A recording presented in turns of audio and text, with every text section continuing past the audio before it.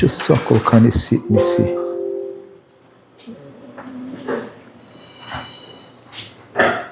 Opa! Beleza. Bom dia a todos. Bom dia. Obrigado. Né? Recebi a energia aqui, tá, pessoal? Né? Nossa, você bom dia. Isso, existe uma energia, né? Uma alegria. E isso é o acolhimento. Eu fui acolhido na casa aqui com tanta alegria hoje aqui, que eu falei, meu Deus, né? Posso ir embora já, né? Já ganhei meu salário aqui hoje, né? Então, que Deus nos abençoe, que Jesus nos ilumine e que a gente possa ter uma manhã bem reflexiva e muito saudável para nós, tá? Todo final de ano eu faço uma reflexãozinha sobre como foi meu ano. Eu acho que todo mundo faz isso, né? Tem algumas coisas que a gente joga na lixeira, né? Ai, quero esquecer, quero que o ano acabe para... Tem algumas coisas que a gente guarda, que se torna memória afetiva, né? Que a gente quer conservar aquilo ali por muito tempo. E a gente faz a avaliação que deu certo, que deu errado. Aí quando começa o ano, eu tenho por hábito, todo começo de ano, eu faço uma prece, sabe? E pergunto para Deus, meu Deus, me preparo para quê esse ano? Porque eu sei que todo ano tem desafios. E o primeiro pensamento que me veio foi estudar um pouco mais sobre o perdão. Eu falei, acho que esse ano eu tenho pensado muito na importância do perdão na minha vida, porque são duas grandes lições de Jesus. Uma é a lição do amor, a outra a lição do perdão. Se você não perdoa, você não consegue avançar no amor, né? A mágoa, o ressentimento, elas endurecem o coração da gente, elas nos entristecem, nos amarguram. Então o perdão é muito importante. E aí a segunda reflexão que eu fiz, assim que eu senti na minha alma, é que 2026 vai ser um ano desafiador. Não sei. Se você olhar a humanidade, nós nunca tivemos tanto prazer que nem nós temos hoje. Nós temos muito prazer hoje. Nós temos muita alimentação, muita roupa, muito calçado. Nós temos aí, eu lembro, né, quem tem mais de 50 aqui lembra, né? Como é que era a gente assistir, esperava o sábado para assistir o Supercine, para assistir um filme por semana, né? E às vezes ainda o filme era ruim. E hoje a gente tem milhares de filmes todos os dias. Refrigerante era final de ano, e hoje a gente corre do refrigerante. A alimentação é farta, mas a humanidade nunca teve tanto prazer, mas também a humanidade nunca foi tão infeliz. Existe muita infelicidade, a infelicidade cresce. E a gente vê isso através dos números estatísticos dos suicídios. Era 1 a cada 40 segundos, hoje é 1 a cada 4 segundos. Crianças se suicidam, jovens se suicidam, os idosos se suicidam muito. Indígenas se suicidam. Então existe uma infelicidade e a gente tem que se estruturar para não entrar nessa onda infeliz. É o contrário, acumular alegria, acumular energia para sermos instrumentos dóceis e úteis do Cristo amado, para nós e para aqueles que convivem conosco. Então eu achei esse tema, Jesus e Desafios, que é do livro Jesus e Atualidade, que é o primeiro livro que Joana de Ângeles dita ao médium Divaldo Pereira Franco. Eu não lembro o nome agora, o ano, foi 1989, por aí, faz mais de 30 anos, foi o primeiro livro, e é o primeiro capítulo. Então o primeiro capítulo que a Joana vai trabalhar é dizer de um jeito muito educado, muito inteligente, que não tem como escapar dos desafios. Então é comum as pessoas virem para o centro espírita para diminuir os problemas na vida. É normal. Às vezes as pessoas chegam e falam, aqui é meu último recurso. Cara, não tem mais para onde, eu já tentei de tudo. Aqui. E a vida melhora. Realmente o espiritismo, ele é consolador, ele nos ajuda a compreendermos os nossos problemas, e à medida que a gente compreende os problemas a gente organiza os pensamentos, organiza os sentimentos, e começa a tirar o peso deles. Porque a questão não é o problema que a gente vive, mas é o peso que a gente dá ao problema. né? Essa semana eu conversei com uma amiga, ela é psicóloga, eu adoro os psicólogos, e adoro ter amigo psicólogo, que eu faço consulta grátis, né? Aí eu chego lá, uma amiga minha tá passando por isso, não sabia o que falar, né? Ela fala isso, fala, obrigada. E eu contei uma dificuldade para ela, e ela tem 62 anos, minha idade. E é uma pessoa de uma alegria, uma energia. Eu já pedi meio litro de sangue dela para ela. Eu falei, você não quer me dar meio litro de sangue? Ela, para quê? Eu quero a tua energia. Né? Ela falou, Cunha, não está no sangue. Eu falei, mas vamos tentar, né? Mas ela não quer me dar o sangue dela. Ela tem uma energia, uma disposição, uma alegria na vida. E eu contei uma dificuldade, e ela falou, a vida além dessa dificuldade. Eu falei, poxa vida, né? Às vezes a gente vê a dificuldade e não enxerga a vida que existe além daquela dificuldade. E aí a gente fica mergulhado naquela aflição, naquela tristeza, naquela amargura. E cara, Deus nos fez para ser felizes. Deus não fez ninguém para ser infeliz. A infelicidade é um despertador que nós vamos ver aqui. Então é importante a gente ter essa consciência. Pessoal, eu vou dizer uma coisa, vou dar uma notícia ruim aqui agora. Quem vem ao centro espírita, quem está aqui hoje, é poupado da dor e do sofrimento? Você acha que o espírita, através do passe, do evangelho no lar, da irradiação, ele é blindado para não sofrer? Espírita chora, sente ciúmes, raiva, dá vontade de matar um de vez em quando? Passa, né? Nós não somos blindados, mas nós somos estruturados através do conhecimento para lidar bem com o problema. Então os problemas fazem parte da vida. Mas um perde o emprego, se suicida, o outro perde o emprego e vai viajar.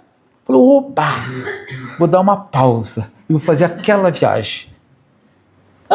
Um não se suicida, o outro aproveita e falou, opa, né? Eu tenho uma filha, uma das minhas filhas, um dia, ela saiu do emprego, pediu para mandar embora, eles mandaram, daí eu perguntei, e agora, minha filha, o que você vai fazer? Pai, já fiz as contas, dá para mim ficar 1 ano desempregada. Vou curtir. Cara, falei, sério, minha filha? Meu Deus, né? E ela ficou 1 ano desempregada. E passou 1 ano, ela foi trabalhar. Feliz, resolvida. Eu falei, nossa, eu entrava em desespero. Ai, o medo, a insegurança, a incerteza do futuro. Eu saía de manhã do emprego, de tarde eu já estava entregando o currículo. E ela ali fez, e já arrumou emprego e está muito bem empregada. Né? Beleza. Então nós não somos poupados, mas somos estruturados. Ou seja, a gente não precisa perder a alegria, não precisa perder a felicidade, porque está enfrentando alguma dificuldade.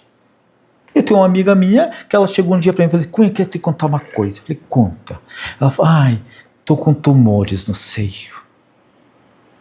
Fui ao médico, eu senti, eu tô com alguns caroços. Ele falou, provavelmente é câncer de mama. Eu falei, meu Deus, e como é que você tá? Ai, tô tão feliz. Eu falei, como assim feliz? Você tá com tumor, menina?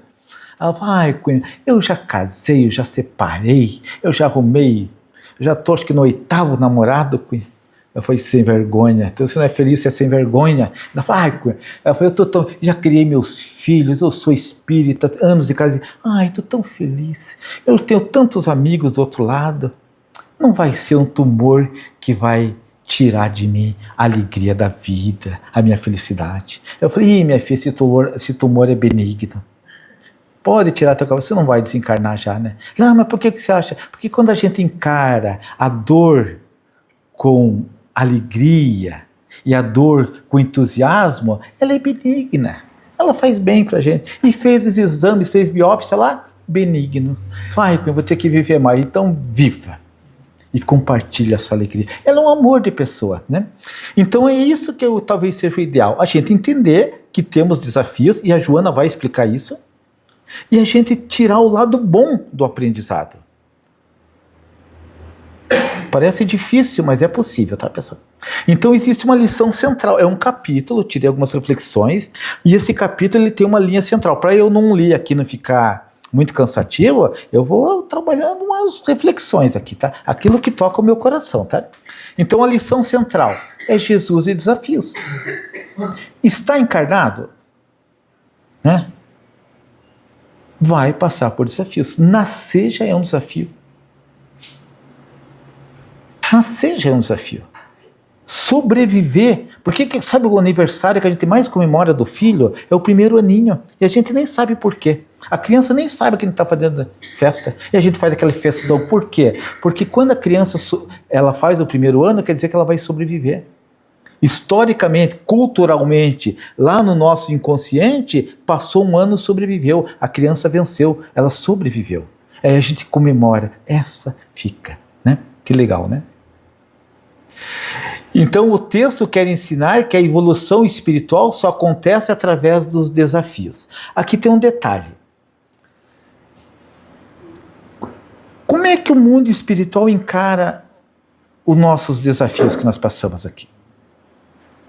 Como é que eles encaram? O que é para eles o desafio que a gente está passando aqui? É a possibilidade de uma evolução espiritual. Esse é o olhar. Então, lá quando eu me queixo, às vezes eu me queixo, né? Às vezes eu reclamo, né? Às vezes eu falo, ai meu Deus, até quando? E o mundo espiritual está lá, cunha, até você aprender, até você crescer, até você melhorar. Não é assim. Se você não alcança a média, se você não alcança, você tem que repetir o aprendizado. Então, o ponto de vista que a Joana de Anjos está trabalhando é o ponto de vista que o espírito passa por desafios para evoluir. Tá bom, aí eu fiz uma pergunta, tá, quando que o espírito começou a enfrentar desafios? Quando que a vida passou a ser desafiadora para o espírito? No momento em que Deus o criou. Porque se nascemos todos iguais, simples e ignorantes, começou o processo evolutivo, então vamos imaginar, eu não sei como é que Deus nos criou, mas que um dia nós fomos uma centelha divina. Vamos imaginar assim, só para uma referência. Uma centelha divina. Só que se Deus é infinitamente perfeito em tudo, uma centelha divina também é infinitamente perfeita. Então nós deveríamos ser infinitamente perfeitos. Mas Deus nos criou simples e ignorantes. Talvez a nossa primeira estágio tenha sido um átomo. Essa centelha ligada a um átomo e através das sucessivas encarnações mineral, vegetal, animal, hominal, vai criando algo em torno dessa centelha que gera a individualidade. Por isso que nós temos individualidade, não tem dois iguais. Então quem está procurando a alma gêmea, lamento informar. Lamento, sinto muito, não existe. Não existe um igual a você. Não existe. Você pode encontrar uma alma que tenha afinidades, que é o sonho, né, pessoal? Mas eu tenho notícia ruim. No nosso estágio evolutivo, as nossas uniões ainda são provacionais. 80% dos que reencarnam no planeta Terra são uniões provacionais. O outro dá um trabalho enorme para a gente. E a gente dá um trabalho enorme para o outro. É assim que funciona. Ah, eu vou me separar. Separa. Não pode. O espiritismo não proíbe. Mas a chance de entrar numa outra provacional é grande. Eu tenho um amigo meu que estava no 5º casamento. Eu falei, e agora? Eu falei, agora eu vou ficar com essa aí. Falei, mas por quê? Não adianta, é tudo a mesma coisa. Não é que é tudo a mesma coisa, é o teu momento espiritual que ainda é... Não adianta encontrar uma alma...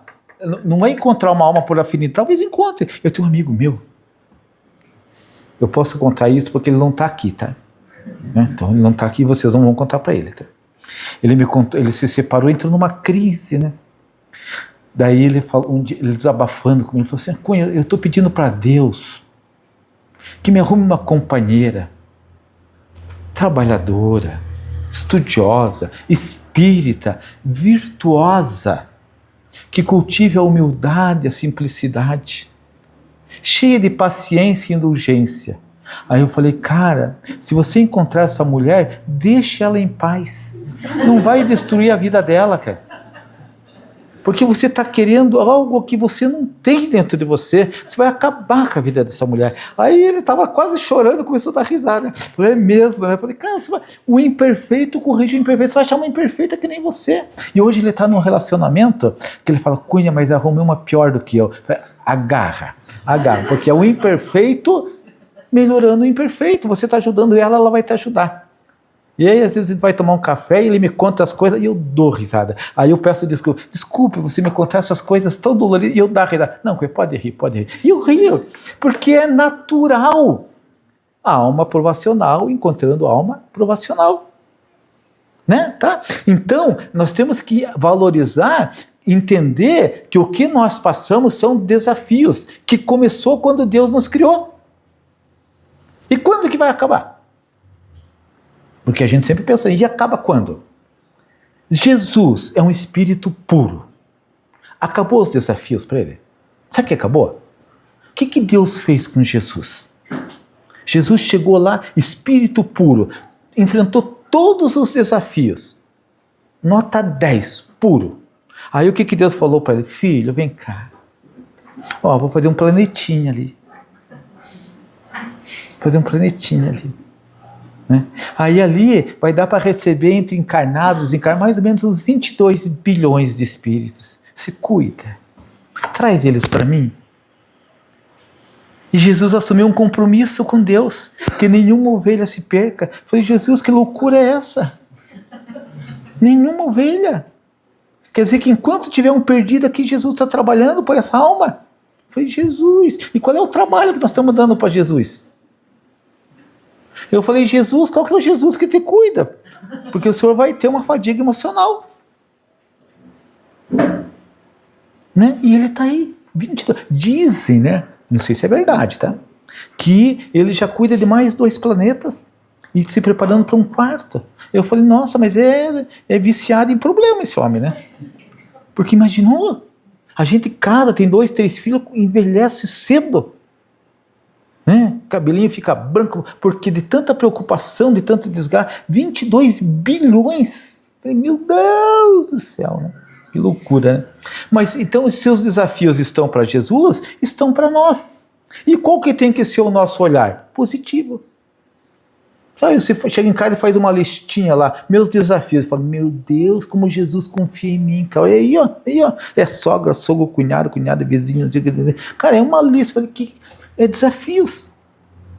Só que cada desafio tem uma proposta evolutiva. É aí que a gente tem que pensar. Então aquela pessoa que está testando a paciência da gente, tem pessoas que lhe irritam?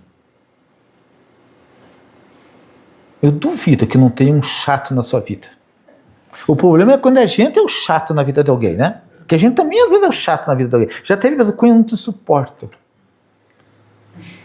Ai, você só sabe falar em moral. Ai, vamos fazer umas coisas erradas. Ela falou, eu não vou fazer coisa errada. Ai, você é insuportável. Ah, tá bom. Daí eu falo assim, ó, vou de mal com você, me esquece. Mas a gente é chato na vida de alguém também. Mas tem um chato. Então, quando a gente está lidando com com um chato, qual é a proposta? Aprender a indulgência, paciência, perdão. Nós somos nossos instrutores, né? E nós vamos ver mais um pouquinho para frente. Então, aí é que tá. Se Deus deu o problema, Deus tem que dar a solução. Se Deus criou para nós um processo evolutivo, podia ter feito perfeito e pronto, podia ter poupado a gente, né? Ai, meu Deus, faz logo perfeito, né? Mas não. Ele quer que cada um chegue à perfeição através da conquista, do mérito. Então tá bom, eu aceito, né? Se Deus fez assim, aceito. Mas eu preciso de escola, eu preciso de mestre, eu preciso de instrutor, eu preciso de modelo. E quem é o modelo? Jesus. Jesus é o modelo, é o guia. É nos espelhando-nos nele que nós vamos evoluir, melhorar. E ele é a referência para nós. Nós temos uma relação com Jesus ainda muito do Jesus me cuida, né? É a minha relação com Jesus. Jesus me cuida, me ajuda aí, Jesus, me ajuda. Mas nós estamos mudando essa relação, ampliando para Jesus o mestre. Jesus me ensina, Jesus me ajuda a pensar, me ajuda a compreender. Jesus, como é que eu lido com essa situação? A gente está mudando. A gente está entendendo que vai ter desafio, mas que com ele nós podemos ter uma sabedoria para lidar. Tá? Então ele é um modelo. E assim, pessoal, Jesus é o modelo perfeito de como enfrentá-los com coragem.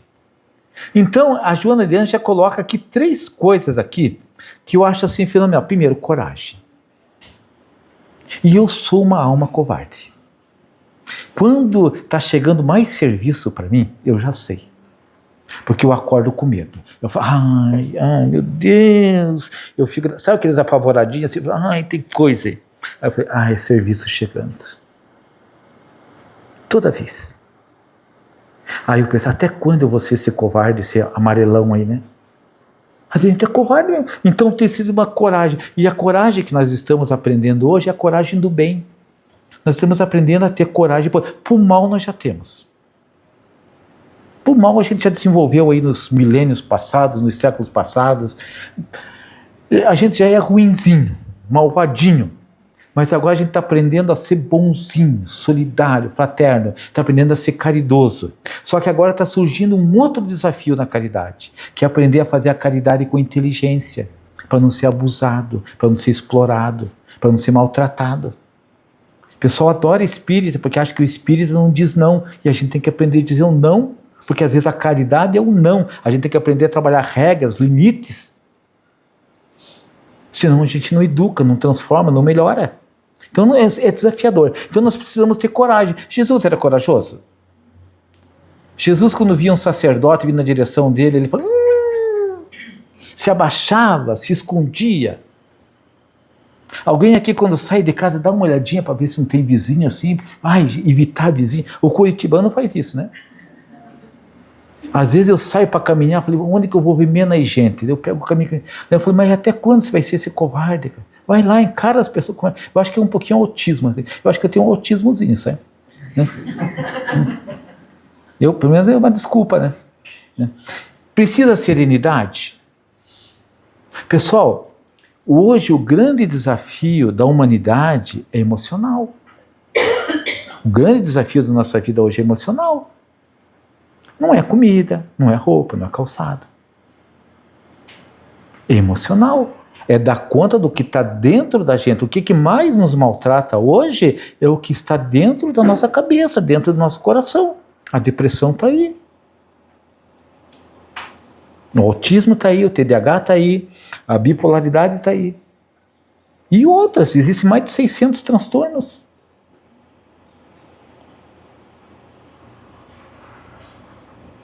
Qual que é o transtorno da gente?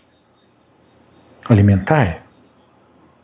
Lá, a gente tem alguma coisa, a gente tem. Ninguém é normal aqui, tá, pessoal? Eu olho para a Elizabeth e falo assim, mas tu é esquisita, né? Se eu conviver com ela, eu vou te identificar. A minha filha é psicóloga, né? E olha, eu não quero um filho psicólogo. Não quero, porque de vez em quando eles vêm com umas conversas esquisitas. Pai, vem tomar um café comigo. Eu falei... Né? E sempre vem aquelas conversinhas macias lá, né? E a minha filha é psicóloga, esse tempo ela falou assim, pai, eu acho que você tem um déficit de atenção. Eu falei, por quê? Às vezes você dá umas escapadas, umas fugidas. Eu falei, minha filha, graças a Deus, minha filha. Porque tá focado o tempo todo aí, a gente não aguenta, tem que dar umas fugidas. Eu falei, pai, você tem um déficit de atenção, pai. Vê se presta atenção nisso, né? Esquece as coisas, né? Por exemplo, eu estava procurando meu óculos. E eu tenho um monte de óculos esparramado, que é para não faltar óculos. E eu carrego 2 na bolsa. Porque se eu esquecer um, tem outro. Não tinha nenhum na bolsa. Eu falei, cara, eu tenho um déficit de atenção, né? Eu tenho um déficit. A gente tem. O meu pior mico que eu passei até hoje foi uma vez ir de carro para a empresa e esqueci o carro lá e voltei a pé para casa. Cara, eu esqueci o carro da empresa. Aí eu falei, eu trabalhava, saí da empresa, eu falei, cara, eu vou pagar um mico, né? Aí voltei correndo lá, bati o guardinha lá, veio lá me atender, eu deixei meu carro, aí vim buscar agora. Aí ele deixou, esqueceu. Eu falei, não, deixei. Aí ele falou, você esqueceu? Eu falei, não. Aí eu falei assim, mas vamos fazer o seguinte, não conte pra ninguém. Que fofoqueiro. Virei a piada da empresa, cara. Contou pra todo mundo que eu tinha esquecido o carro. E eu tinha esqueci o carro lá, pessoal. Ai. né? Então, nós precisamos de serenidade. Jesus tinha serenidade? Jesus escandalizava? Fazia barraco? Xingava, ameaçava? Não. Quando ele foi chicoteado, vamos colocar assim, os soldados bateram mais vezes e mais forte nele, porque eles nunca tinham visto alguém apanhar daquele jeito sem perder a serenidade. Foi desafiador, eles não entendiam aquilo. Jesus, mesmo ali, enfrentando a chibata, não perdeu a serenidade. Quando mandaram ele carregar a cruz, o que ele fez? Botou no ombro e carregou. Manda eu, me condenem à pena de morte. E falou assim, Cunha, tu foi condenado à pena de morte. Nossa, né? Clemência, né? Pede para o governador me tirar dessa. Aí, não, Cunha, tu vai morrer. Agora, só que você vai morrer lá no monte, Cunha, tu tem que carregar a cruz. Eu falei, o quê? O quê?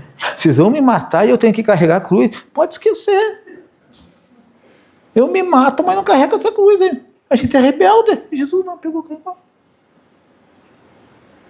Né? Então, Jesus tinha serenidade. Então, a proposta é que nós sejamos corajosos para assumir responsabilidades, compromissos, mesmo quando estiver com medo, mesmo quando estiver inseguro. Serenidade, ou seja, a gente tem que preservar a nossa paz, a nossa mansidão, a nossa calma. E fidelidade à consciência. Fidelidade à consciência é, eu estou conhecendo o bem e eu tenho que ser fiel ao bem. Porque, pessoal, por mais que a gente estude na casa espírita, ainda a gente gosta do errado ainda. Eu não sei o povo daqui, mas o povo de Pinhais é apaixonado pelo errado. Ai, como o errado dá prazer pra gente, pessoal. Você vai num buffet, né? Eu gosto de buffet com sobremesa à vontade. Aí você chega lá e olha, tem as plantinhas lá. Come. Não, eu vou na lasanha. Eu vou no nhoque. Eu vou no carboidrato, na gordura. Eu falei, que coisa, quando que eu vou aprender a comer tomatinho? Mas sair de casa, pagar para comer tomatinho, né? Mas a gente tem uma tendência a gostar do errado. E aí, quantas vezes... Já foram dormir com remorso, arrependimento? Ai, é horrível, né? Já falaram, já fizeram essa... Até quando eu vou continuar assim? Então a proposta não é, a gente não vai mudar instantaneamente da noite para o dia, mas a proposta é aprendendo a ser fiel. Pera aí, agora eu vou tomar jeito.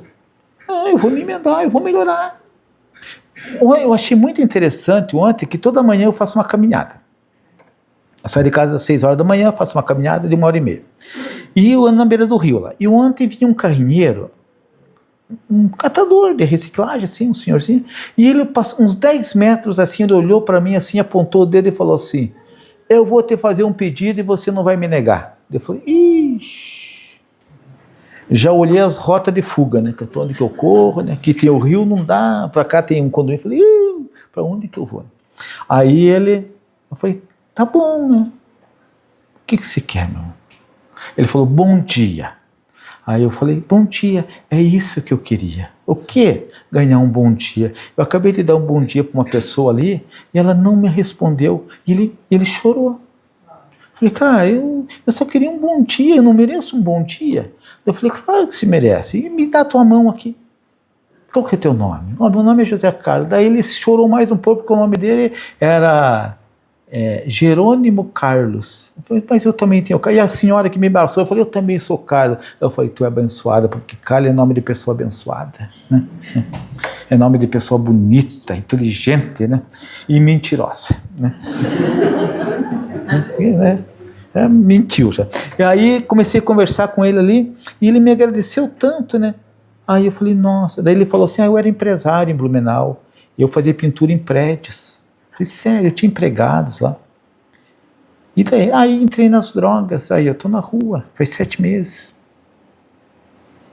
Aí ele falou assim, eu não acreditava em Deus. Aí queimaram 2 carrinhos meus, porque eu me recusei a vender drogas e queimaram meus carrinhos. Quando queimaram o segundo carrinho, eu me entreguei a Deus. Caí de joelho e falei, meu Deus, a partir de agora a minha vida é tua, não é mais minha. Eu me entrego a ti. E agora eu estou indo buscar 10 sacolas de roupa numa igreja ali para levar para a comunidade, gratuitamente. E dava mais ou menos uns 10 quilômetros, da onde 10 para vir, 10 para voltar. Ele puxando aquele carrinho, falei, gratuitamente. E ele falou assim, e aí, dia 16 de fevereiro eu vou me internar. E vou ficar o tempo que precisar e vou sair limpo de lá. E eu vou voltar a trabalhar, eu vou voltar a ser útil à sociedade, porque eu entreguei a minha vida para Deus. Eu não quero mais minha vida, a minha vida é de Deus agora. Eu falei, meu Deus, Deus te abençoe. Aí eu falei, Jesus, o senhor está mandando um recado para mim? Porque às vezes a gente esquece um pouco de se entregar a Deus e quer que Deus esteja entregue para a gente, né? Às vezes a gente não inverte a situação. A gente coloca Deus como servidor. E não a gente como servidor de Deus. E aí, conversei um pouco com ele ali, e daí ele saiu dizendo assim, muito obrigado. Eu falei, meu irmão, eu que te agradeço. Você não sabe o que você me deu aqui hoje. Você me deu uma lição viva de vida, de fé, de entrega. Muito obrigado. Aí ele falou, então as lições... Então, aquele homem está começando a caminhada dele de fidelidade à consciência. Vai conseguir com facilidade? Vai sentir vontade de usar drogas? Vai ter recaída? Provavelmente. Porque ele vai ter que... A recaída faz parte da doença, não da saúde. Então é lógico que quando você entra num processo de adoecimento e você quer a saúde, você primeiro vai ter que lidar com a doença, não é assim? E a doença envolve muitas recaídas. Pessoal, você quer conhecer um povo trapaceiro?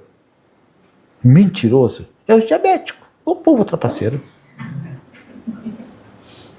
O povo trapaceiro.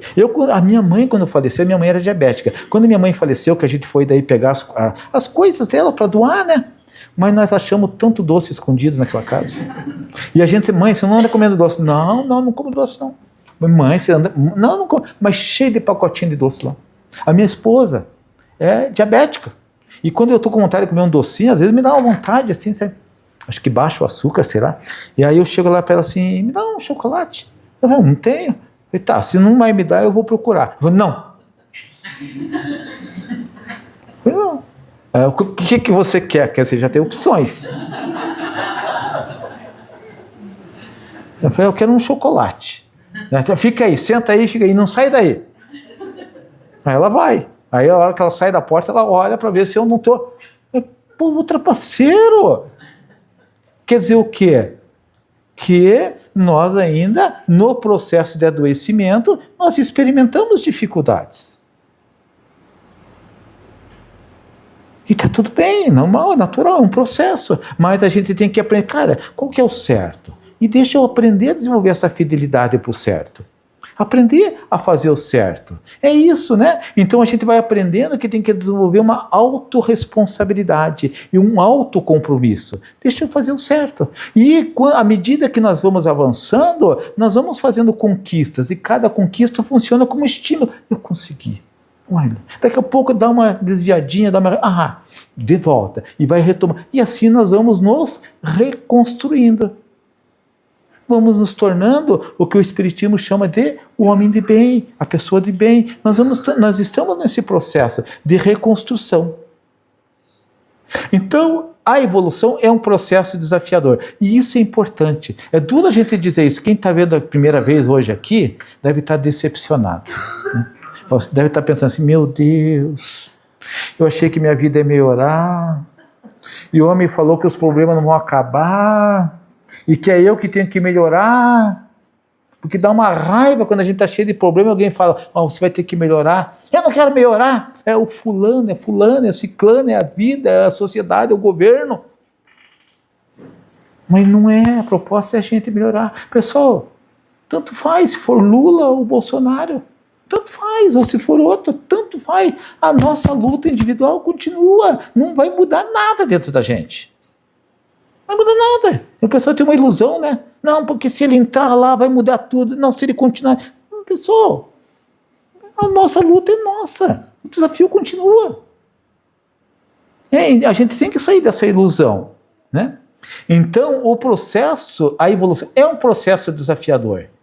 E a vida, Jesus cuida da gente de uma maneira tão oculta, que ele manda o desafio na hora que a gente está pronto. Então o desafio só vem quando a gente está pronto.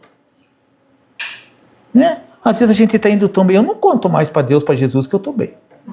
Ah, não conto mais, não conto. Ah, não. Já caí nessa besteira, meu Deus, minha vida está tão boa, muito obrigado. Acorda de manhã, B.O. Eu falei, Jesus, acabei de acordar. Por quê? Porque quando você está bem, você está pronto para B.O. Eu só falo mal, tá ruim, tá feia a coisa. Tá feia, cada dia pior. Olha, mesmo, né? Se o senhor tem misericórdia, joga misericórdia para cima de mim aí, porque... Ah, não, parei de ser bobo, não vou ser mais bobo não conto mais. Né? Mas é assim, pessoal, quando a gente está pronto o desafio, vem. Né? Então, o espírito no início vive preso aos instintos, ao imediatismo e às sensações físicas. Somente quando a dor chega, ele começa a buscar algo mais elevado. Pessoal, sensações, a gente gosta de sensações físicas. Dizem que banho gelado é muito bom, né? Pra louco, pra maluco. Eu já tentei tomar. Eu grito debaixo daquele chuveiro. Sério, eu grito. Mas dizem que é muito bom. Eu falei, eu gosto do banho morno, quente. Pessoal, a gente não gosta de comida saborosa. O tecido da roupa que a gente usa, né? A gente não gosta até o caimento. Mas às vezes a pessoa fala assim, eu tenho um probleminha que eu nasci com a clavícula quebrada. Então eu não sei porque, para mim, a roupa está confortável quando ela está um pouquinho caída para a esquerda, assim, sabe? Aí o pessoal chega e arruma. Daí daqui a pouquinho eu volto lá, né? Porque a gente busca o conforto.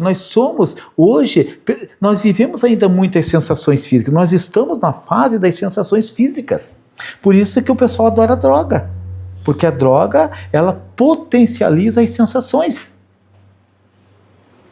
Só que nós estamos entendendo que hoje nós somos seres morais e que temos que preservar o bem-estar na consciência. E às vezes, para estar no bem-estar da consciência, tem que aprender a fazer o que ainda não gosta muito. Então, nós já somos assim, trabalha com alegria o tempo todo.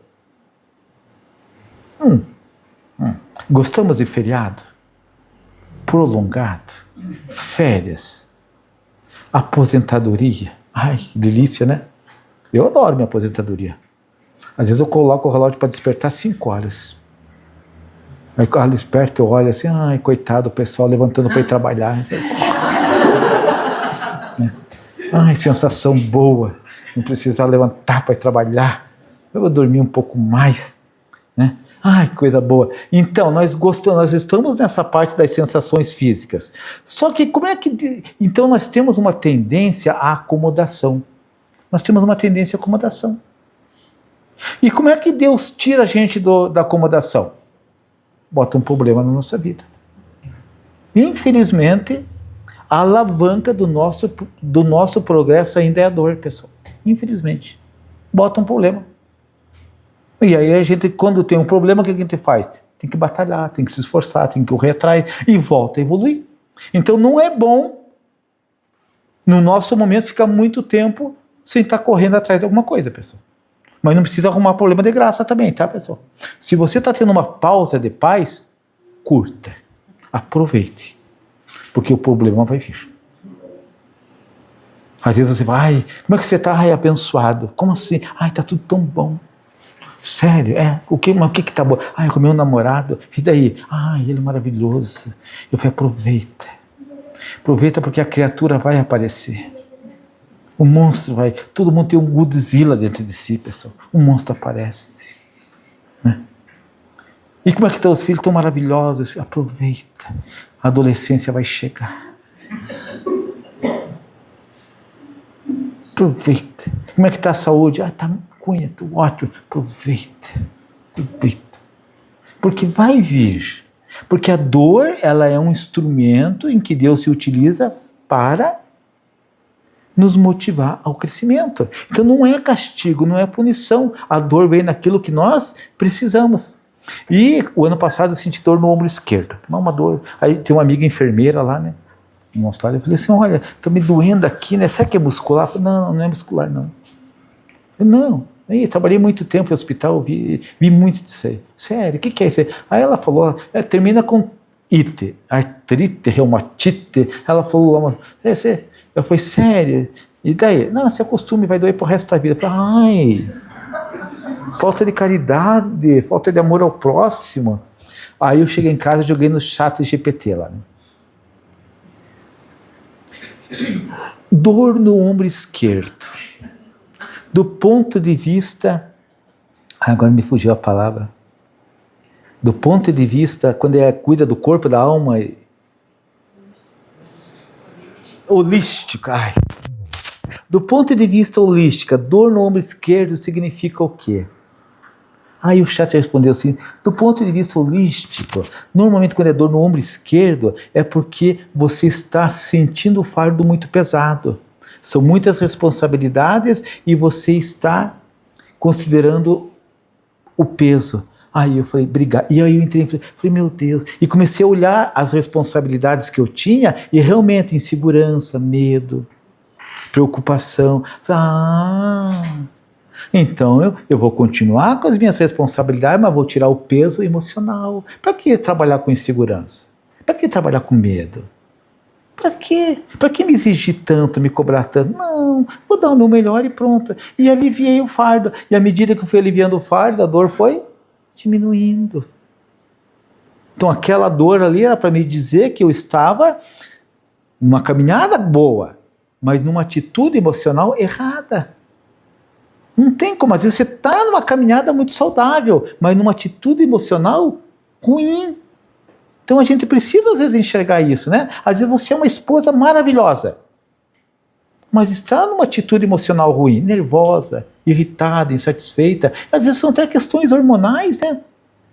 E às vezes você precisa dizer, não, peraí, deixa eu me cuidar um pouquinho, deixa eu olhar para mim. O que tem? Eu amo minha vida, amo meu marido, o que eu tenho? Às vezes o maridão também não está bem. Né? Amo a esposa, amo os filhos, amo a casa, amo tudo, mas chega todo dia nervoso, acorda nervoso, não dorme direito. Por quê? Porque às vezes se tem uma carga emocional nas preocupações. Aí duro. A gente tem medo, né, de não dar conta. Sabe que eu consigo, né? Eu tive 5 filhos, tenho 5 filhos. Quantas vezes eu penso, meu Deus, será que eu dou conta, meu Deus? E daí criou, tô tudo gordo. Tudo gordo. Eu exagerei, cuidei demais, pessoal. Devia ter dado menos comida para eles. Aí eu falo, como menos? Eu falei, pai, você que nos ensinou. Eu falei, eu não me bota nesse rolo. Mas é verdade. Né? A dor, portanto, não é castigo, mas o impulso para o despertar. Então, na dor que você trouxe hoje aqui, você pensa assim, peraí, o que essa dor está querendo me despertar? Peraí, tem alguma coisa para me melhorar aí. Porque dá uma raiva quando você está com a dor, ainda descobrir que você tem que melhorar, né? E a gente encontrou uma saída bacana, né? Vai no médico e fala, me dá um remédio. Tá bom, eles dão um remédio. Até melhora. Mas você não resolveu a causa da dor. Então a gente precisa, às vezes, espera aí, o que essa dor está querendo que eu melhore? Né? Uma amiga minha uma vez quebrou o pé e ficou 2 meses, tinha que ficar deitada lá, não podia se mexer. Aí ela ligou para mim, Cunha, ela era hiperativa, acelerada. E falou para mim assim, Cunha, olha só o que aconteceu, eu sofri um acidente, quebrei o pé, vou ter que ficar 2 meses aqui, sem botar o pé no chão, né? Ele falou, pô, por que isso, né? Justo eu, não sei o que. Eu falei, olha, você é acelerada. Eu acho que Deus te deu uma pausa para você pensar um pouco. Aproveite esses 2 meses para refletir sobre sua vida. Já que Deus lhe deu tempo, aproveite. Aí passou 2 meses, ela achou assim, Cunha, esse pé quebrado salvou meu casamento e salvou minha relação com os meus filhos. Eu estava tão ausente do meu casamento, tão ausente da minha relação com os filhos.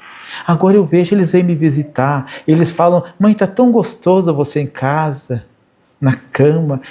Não sai mais da cama, meus filhos não querem que eu saia da cama mais. Meu marido tem falado todo dia que me ama, que me adora. E como é bom me ter em casa. Eu falei, meu Deus, né? Ela falou assim, eu era hiperacelerado. Eu falei, então, agradeça a Deus. A dor ensina, ela não castiga, tá, pessoal? Deus não é um sádico que pune, que castiga. Deus é um pai que corrige. Mesmo que a gente tenha que dar uma choradinha. A gente não leva o filho para tomar vacina, eles não choram. Não dá vontade de dar um soco na cara da pessoa que aplica isso. Nossa, um dia eu levei minha primeira filhinha, levei lá, ela senta lá aqui, sentei minha filhinha, tão feliz, né? Aí ela pegou uma agulha e caiu na costa da minha filha, assim, a minha filha deu aquele grito, eu levantei e falei assim, quer morrer? Você quer morrer? Olha o que você fez com a minha criança. E ela dava risada, né? E a minha filha chorando, e eu querendo mais, sentindo a dor. Né? Aí ela falou, meu pai, é pro bem da sua filha. É assim, tem que ser rapidinho. Ai, não estou preparado para isso. Aí falei para ela, leva você. Ela falou, eu não consigo. Ela falou, ai, que droga. E quando você tem que levar, você tem que agarrar o filho. Ah, pai, abraça, segura ele, porque ele vai... A injeção, né? Quantas vezes eu fiz isso? Meu filho, menino, o primeiro filho menino, comprei uma bicicleta de manhã para ele e de tarde estava no Cajuru. Porque eu ensinei ele a andar de bicicleta do jeito que homem ensina. Como é que homem ensina? Sobe aí, meu filho. O pai vai dar uma embalada. Embalei. Pedala, meu filho, para a direita, para a esquerda. Passou o barranco, caiu, guidão no pescoço, Cajuru. Aí o médico falou, segura ele que nós vamos dar uns pontos. Imagina você ali agarrado ali, segurando a cabeça para ele dar um pontinho nos pescoços do menino ali. Eu chorava. Falei, Jesus, o Senhor me deu um filho para cuidar, eu estou matando ele. Mas faz parte da vida, aí você vai aprendendo, né? Beleza, vamos lá. Mais um pouquinho, já vamos terminar. Então nós trazemos heranças do passado que tentam puxá-lo para baixo. Vocês já notaram que nós temos uma tendência à autossabotagem? Você faz assim, a partir de amanhã eu vou estudar 20 minutos do Evangelho todo dia. Aí você chega lá, 8 horas, das 8 às 8h20, aí você senta no sofá, deixa eu só dar uma olhadinha no celular. Aí você entra. Deu 9 horas, você está ali. Falhou, amanhã eu começo. Nós temos uma tendência a se autossabotar. Por quê? Heranças do passado. E eu já falei aqui, vou falar. Pessoal, vocês sabem qual que era a nossa condição no passado? Desculpe a franqueza. Nós não prestávamos. Essa é a verdade. Agora que a gente está aprendendo a prestar. Cara, a gente vem de muitos vícios, muitos problemas. E aí, quando a gente se propõe às conquistas novas, tem o peso do passado. E a gente tem uma tendência a se auto-sabotar. Não consigo. Semana que vem, mês que vem, ano que vem. Na próxima vida. Os mais espertos já falam no próximo milênio, né? Não é nem para a próxima vida. A gente tem uma tendência, por quê? Por causa do nosso passado. Já deu a hora. Né? Deixa eu só achar uma aqui bem que eu quero. Essa aqui, ó. Então, todos os desafios físicos, emocionais e morais fazem parte da lei da vida. Pessoal, nós passamos por desafios físicos. Todo mundo aqui tem o cabelinho do jeitinho que queria? Ou tem que fazer chapinha? Ou se é liso, que é cacheado. Se é cacheado, que é lisinho. Se é branquinho, que é preto. Se é preto, que é ruivo. Nós temos a cor dos olhos que nós queríamos, a altura, o peso nem vamos deixar de lado, né, pessoal? Né? Nós temos, às vezes, questões físicas. Pessoal, a gente vai envelhecendo, vai enxergando menos, vai ouvindo menos, o nariz não para de crescer. Ai, que raiva, né? Eu acompanho a idade aqui do companheiro pelo nariz. Nossa, olha o tamanho. Quando eu cheguei aqui, o narizinho dele era isso aqui, ó. Agora olha o tamanho que tá. A orelha não para de crescer, pessoal. E cresce pelo nas orelhas. Eu vou cortar o cabelo aqui, eu acho barato. Eles passam a maquininha e vão nas minhas orelhas ali. Aí eu já faço assim, né? Porque para ele tirar mesmo. Eu falei, meu Deus, não para de crescer. Nós temos questões físicas, sim, pressão, diabetes. Existem questões físicas. Existem questões emocionais. Como é difícil envelhecer sem amargura. A maioria das pessoas envelhece com amargura. Caminham para a solidão, porque ninguém suporta gente amargurada, ninguém suporta. Você vai lá, bom dia, só se for para você, para mim está horrível. Sério, o que foi? Cara, você não aguenta 5 minutos. Como é bom as pessoas doces, daí, bom dia, bom dia. Como é que você está? Maravilhosa. Sério? O que foi? Tem coisas boas para contar, para falar, para compartilhar, é maravilhoso. Então nós temos um grande desafio, mas pessoal, a gente tem que entender isso, nós temos um grande desafio emocional. Muita coisa puxando a gente para baixo, ansiedade. Tá? E temos as nossas questões morais, então a gente vem para o Espiritismo para aliviar o fardo fala. Eu vi aqui hoje, eu vou contar aqui, tá? Olha. A senhora que me atendeu ali, pessoa pela primeira vez, ela falou assim, se é a primeira vez na nossa casa, ela falou, sou. Vem estudar com a gente. Olha, chegou na casa espírita, primeira vez você já é convidado para 2 coisas. Para estudar e para a prática do bem. Não é assim? Sempre tem campanha. Então, quer dizer, quando a gente chega ao Espiritismo, nós somos convidados a estudar e fazer o bem. Por quê? Porque todos nós sabemos que nós somos seres morais e que nós só vamos melhorar moralmente através do desenvolvimento da consciência, e nós desenvolvemos a consciência através do estudo e através da prática do bem. Então não existe melhora do bem sem conhecimento e sem prática do bem. Por isso que a primeira vez chegou, já vem estudar com a gente. Nós fazemos isso e está certo, nós temos que fazer. E quem está chegando a primeira vez, entenda que isso é extremamente saudável. Extremamente. Mas estruturar a vida para poder estar aqui 2, 3 dias por semana é um grande desafio, porque está todo mundo ocupado. Mas tem algumas pessoas que conseguem estar 5, 6, 7 dias na casa espírita, porque a vida está estruturada. Mas quantos nãos tem que dizer? Então nós temos esse grande desafio físico, emocional e moral. Mas tem uma coisa boa. Com Jesus a gente consegue. Por isso que nós somos extremamente necessitados da doutrina do Cristo. E o Espiritismo é uma escola tão abençoada que está aí nos... Eu falei até hoje aqui, pessoal, ser espírita, estar no Espiritismo hoje é estar num curso. É um curso. Às vezes o pessoal faz faculdades maravilhosas, mas a gente não se dá conta, 30, 40, 50 anos de que curso que nós estamos fazendo para nos tornarmos servidores do Cristo, obreiros do Cristo. Pessoal, que curso maravilhoso que nós estamos. Então a gente tem que olhar com carinho, com respeito e com muito amor. Quando a gente vem à casa espírita, a gente não gasta energia. A gente ganha energia. Pode ter certeza que eu volto daqui melhor do que eu cheguei. Porque eu não gastei, eu só ganhei. Eu só ganhei. Nós só ganhamos. Porque Deus é um Pai de abundância, que não tira, dá. Só que às vezes a gente não enxerga, não percebe, mas você tem um ganho físico. Você tem disposição, ânimo, energia. Você tem um ganho emocional. Você lida com as questões com serenidade, com maturidade, com prudência. E tem um ganho moral. Você vai se tornando uma pessoa melhor. E se tem uma coisa gostosa na vida, é ter pessoas de boa moral perto da gente. Como tem gente tóxica, né? Como tem gente abusiva. Como tem gente exploradora, manipuladora. E quando você tem uma pessoa boa perto de você, aquela pessoa lhe oferece a amizade, a solidariedade, a fraternidade. E como é bom ter alguém que sorri pra gente, né? Alguém que abraça a gente. Alguém que olha pra gente, que se importa com a gente. Alguém que sente alegria quando chegamos e quando saímos fala, volte logo. Então tomara, pessoal, que agora eu vou dizer para vocês até uma próxima oportunidade e que vocês pensem, volte logo. Tomara, tá? Bom? E se você não pensou isso, não me conta, porque eu quero sair daqui com a sensação. Eles querem que eu volte logo. É um presente que vocês me dão. Então, muito obrigado.